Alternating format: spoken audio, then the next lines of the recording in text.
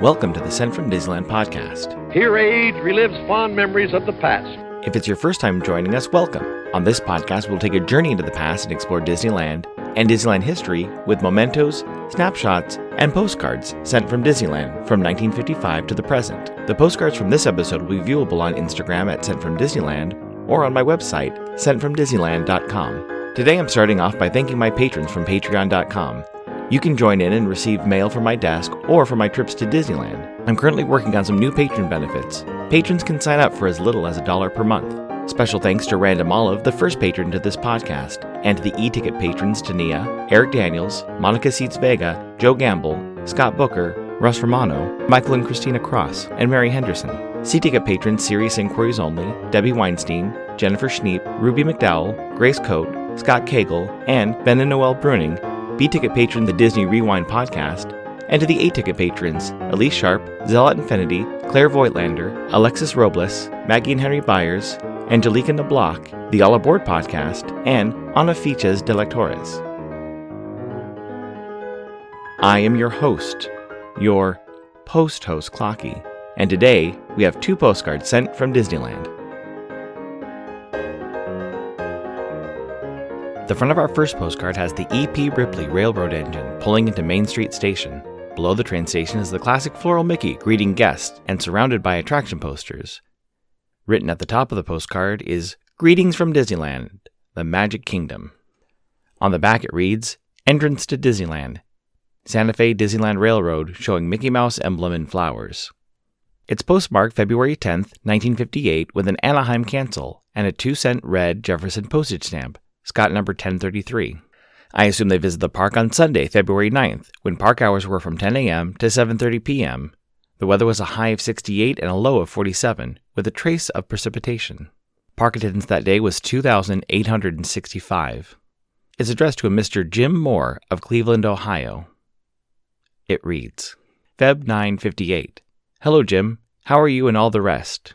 Are you coming out on vacation? We would love to have you. Ask your mother to write, and I will write her soon. Love, Aunt Etta. When I started collecting Disney ephemera, I purchased a handful of Disneyland postcards and a few vintage Disneyland maps. I continued to collect maps and use them when researching my podcast episodes. My oldest vintage map is a 1956 map with Tinkerbell on the front. I do have a 1955 replica map of Disneyland from the Disney Store online subscription box for the 60th anniversary of Disneyland. I have a park map for each year from 1956 through 1964. The 1956 and 57 maps are very similar, with Tinkerbell on the front and a general park map in the middle. The 1958 map cover changed a bit, and instead of having Tinkerbell on the front, it had images for the 5 major lands: Tomorrowland, Fantasyland, Frontierland, and Adventureland. It's one of my favorite maps because it's right before the addition of the Matterhorn, the monorail, and the submarines. Although the map has very little information about the attractions, there are still images of most of the major attractions in Disneyland, like the Jungle Cruise, the Mark Twain, Dumbo, the Teacups, Casey Jr., the Autopia, and the Disneyland diorama of the Grand Canyon on the Disneyland Railroad route. There are even some extinct attractions shown, like the Mike Fink keelboats, the Calistoga wagons, the Stagecoach Ride, the Skyway, Monsanto's House of the Future, and the Viewliner. There's even a reference to the black and white swans that used to swim in the moat in front of Sleeping Beauty Castle. Most of the written information on the map includes general information about places like the baby station, where to go when your child is lost, first aid, restroom, the dog kennel, mail and postage stamps, banking services, and the lockers. The map also has a list of all the food and refreshment stands in the park. The back of the map references the new attractions to Disneyland, the Grand Canyon, the Columbia, and the Alice in Wonderland attraction. It also lists the free shows and exhibits in Frontierland, Main Street, and Tomorrowland. Later on in the early 60s, there's a slight change between the 1960 and the 1961 map, with the addition of the monorail station at the Disneyland Hotel. The 1961, 1962, and 1963 map are relatively the same, they just change color, but the 1964 map of the park included less detail on the park map with illustrations to represent each land, including Main Street Station for Main Street, a Jungle Cruise boat with the skipper shooting towards a hippo for Adventureland, the Mark Twain for Frontierland, Sleeping Beauty Castle for Fantasyland, and both the Moonliner rocket ship and the Matterhorn for Tomorrowland. The Matterhorn would move from Tomorrowland to Fantasyland on a map sometime between 1971 and 1973.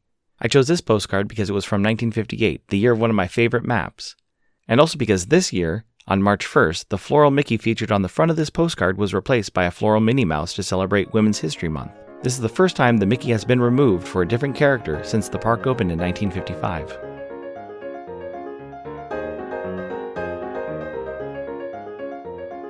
Announcement: Enfield Post has moved.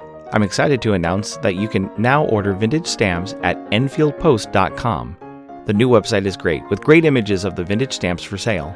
You can head over to enfieldpost.com and explore all the different vintage stamps you can use on your next card or letter. That's ENFIELDPOST on Instagram or .com for your wedding and vintage postage needs. Enfield Post is the official postage stamp sponsor of the Sent from Disneyland podcast.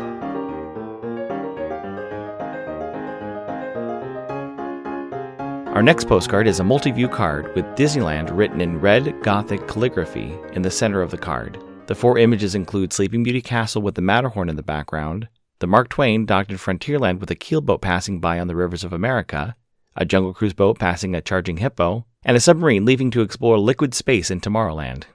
On the back it reads, 1. Sleeping Beauty Castle, 2. Mark Twain, 3. Jungle Cruise, 4. Submarine Ride, Disneyland, Walt Disney's Fabulous Magic Kingdom, a place for the young in heart of all ages to find happiness and knowledge.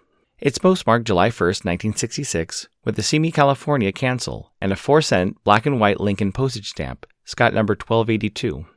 I assume they visited the park on Thursday, June 30th, when park hours were from 9 a.m. to midnight.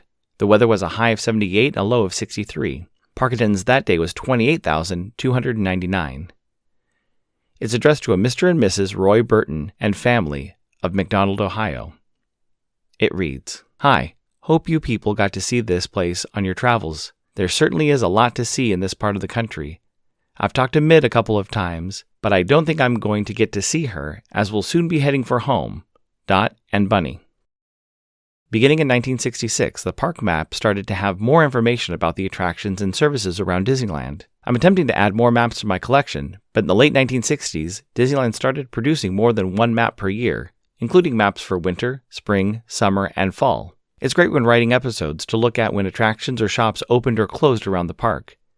These new detailed maps included maps of the individual lands, with information about attractions, food, refreshments, shops, and stores, and free shows and expositions. They also noted where you could find a telephone, a restroom, or a ticket booth, with a legend with a telephone for telephones, a triangle for restrooms, and a star for ticket booths. The maps also included additional photos of the attractions and stores around the park. The front part of these map booklets included a breakdown of the A, B, C, D, and E tickets, listing the attractions by ticket level. They would also include information about daily entertainment with general information and some specific times for the Disneyland Band.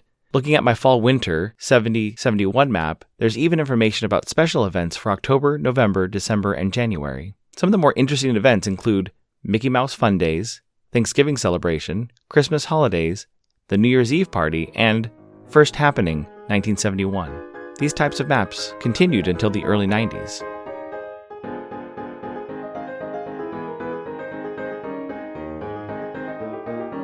This incoming postcard is sponsored by the Art Throwdown. Art Throwdown, or ATD, is an online craft hour on Instagram, starting at 9 p.m. Eastern, 6 Pacific. I missed the Monday ATD that's hosted by paper artist Russ Romano, but caught some of the other days and the other hosts doing different art postcards and envelope art.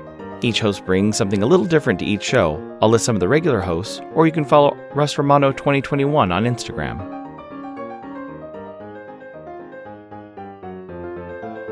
The front of my incoming postcard has 5 rows of 8 colorful kanji characters on a white background. It's postmarked March 1st, 2022, with a Sacramento cancel and 4 vintage postage stamps, a 20-cent beaver tail cactus stamp, Scott number 1944, a 5-cent mail delivery 1863 to 1963 stamp, Scott number 1238, a California 1769-1969 stamp with a mission bell, Scott number 1373, and one of my favorite stamps, a 10-cent It All Depends on the Zip Code stamp, Scott number 1511. It reads, 26 February 2022, Palm Springs. Hello. Well, this is not a Disney postcard. It is from the Japanese Friendship Garden in Balboa Park, San Diego. Thanks for all the interesting Disney postcard podcast. So interesting. I wish Disney postcards weren't so elusive. I'm constantly searching. Have a magical day. Sincerely, Mary Carroll. Thank you so much for the postcard. Interestingly, I studied Japanese in high school and went to Japan in the late 90s.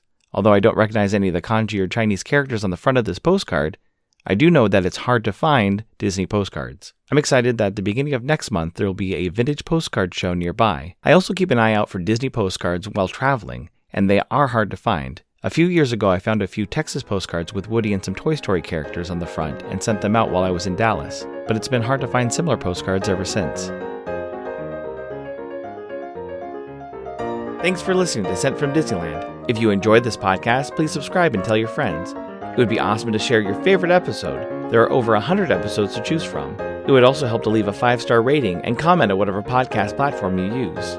If you'd like to support the show financially, please check out our Patreon page at patreon.com/SentFromDisneyland. You can find me on Instagram and Facebook at Sent From Disneyland, or on Twitter at Sent From Disney.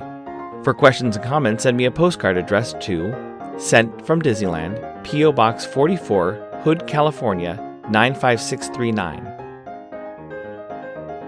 This podcast is not affiliated with Disney, the United States Postal Service, or any post office or Disney properties. Opinions expressed on this podcast belong to its host and guests of the Sent from Disneyland podcast.